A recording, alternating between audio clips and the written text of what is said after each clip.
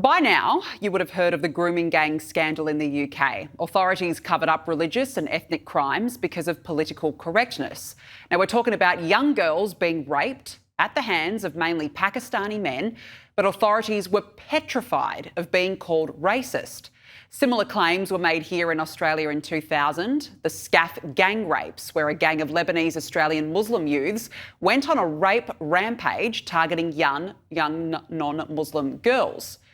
Former police officer Maggie Oliver was one of the original UK grooming gang's investigators, but quit and blew the whistle. This week, she launched legal action against UK Labor, claiming it's failed to protect children from sexual exploitation. My name's Maggie Oliver. I was a police officer for 16 years and I resigned in horror at what I saw.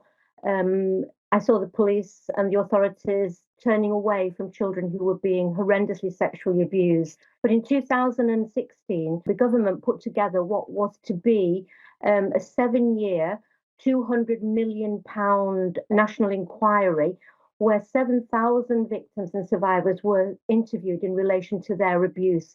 It was said this would be a once-in-a-generation opportunity to bring change. 7 years later, the recommendations were published. One of the recommendations was the mandatory recording of ethnicity, culture, religion of every sexual abuser. There were 20 recommendations.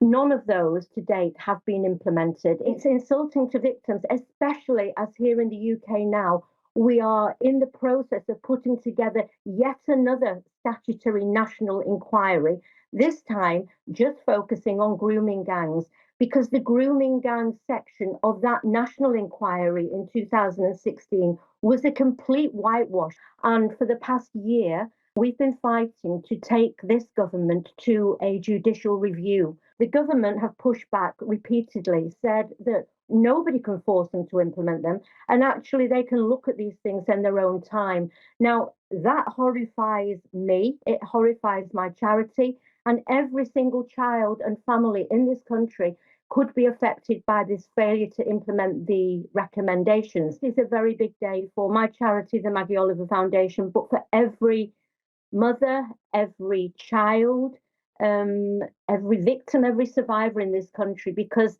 it will shine a light on failures of successive governments who still seem determined to block change. The question really in the UK has to be why? It's extraordinary, isn't it? When you think multiculturalism, political correctness and fear of being called racist is apparently more important than the safety of girls and women. And I've got to say, good on Maggie for taking up the fight. It is a shame she's had to in the first place.